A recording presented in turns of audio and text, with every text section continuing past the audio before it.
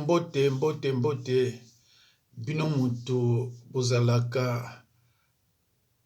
bolandaka presque toutefois na tchaka ba message. Alors naye juste pour nous informer bino que rien ne va na Congo central. Congo central na minute oyo eza na maboko ba Rwandais. Eza na maboko ba Rwandais. Ce n'est pas pour rien ba tchele bino premier ministre ba tchele bino en distraction. Oyo bakia mukongo muta premier ministre bo sepela entre ta kuna baza ko kota bande ko na Congo central na RDC FARDC ezate na RDC FARDC ezate do bazo kota na bango frontière ya Angola na RDC donc ezana ngo penza passoire do ba frontière nyonso kaka donc bango moko baponaki mutu oyoyo tocha wana poto zwa penza mboka wana nyonso. Donc côté ya Angola eza déjà bazui, côté ya Congo Brazzaville eza déjà bazui et to kende siko côté ni. Donc na ye juste pour na ko lakisa bino pe ko yokisa bino oyo mwana ndeko aza ko loba kuna a partir ya ba Congo. To ko yoka ye et puis ce que mu Congo ça l'a tout partagé. Malheureusement biso ba Congo ce que loko za biso ba partage kangote bazela ka team ko makambo koya bokomi ko lela nzoke zalaka boy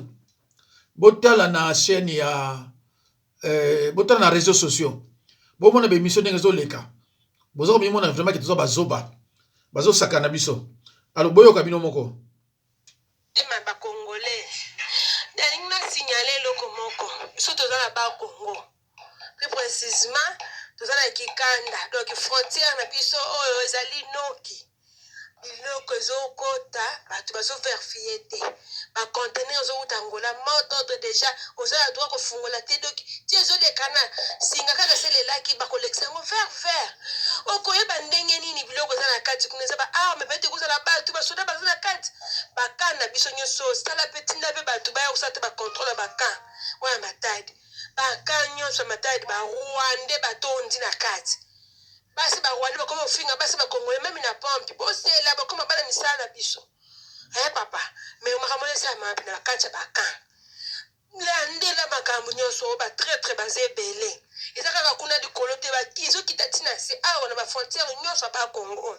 biloko ezokota me awa kuna eloko so oza na kongo mpo ekati ya kuna baverifiaka me oyo ekouta kuna contener fermé moto de uti deya likolo moto asimba te ata yo moko vraiment kamere botlandela mpe via kamere aza double tracha mbela mini mibale azoli azofula pukumunu obengaka pukumunu batrafique nyonso ozomona na sisa baguerre oyo makambo nyonso tu ye aza na nsima azobomba na nsima ke ye te nyonso tu wana toyebi makambo na biso nde tabo tozotala tozala kongola lisu likolo ya lisu mpe kombata idps makila eza ya kosala ezosala eza nano makasi landela biso makambo ya bafrontière bangolais batondi na bakongolais batondi na barwandais batondi na bafrontière bandeko boyoki jeune femme oyo kombo cité ndeko nanga bakongolais ko kamera zozo bakongolais ba vrai bazoba bakongolais mutu baeliri yeza na susu président ya assemblée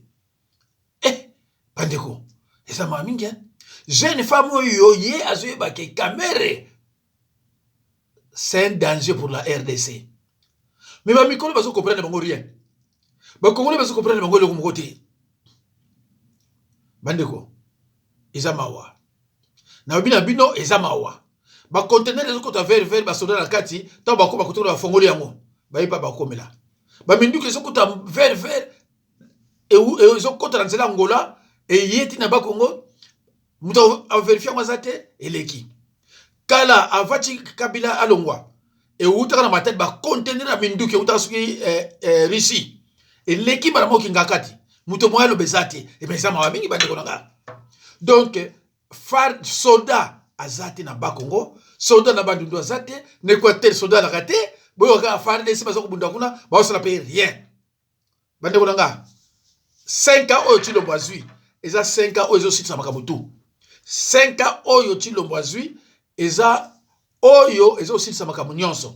Alors nakotia yango vraiment ya minute buke pour ne permettre bato mususu bakabola yango balanda yango tina baluozi tina boma mpona bato bazalaka na ba crédit penza te toyoka oyo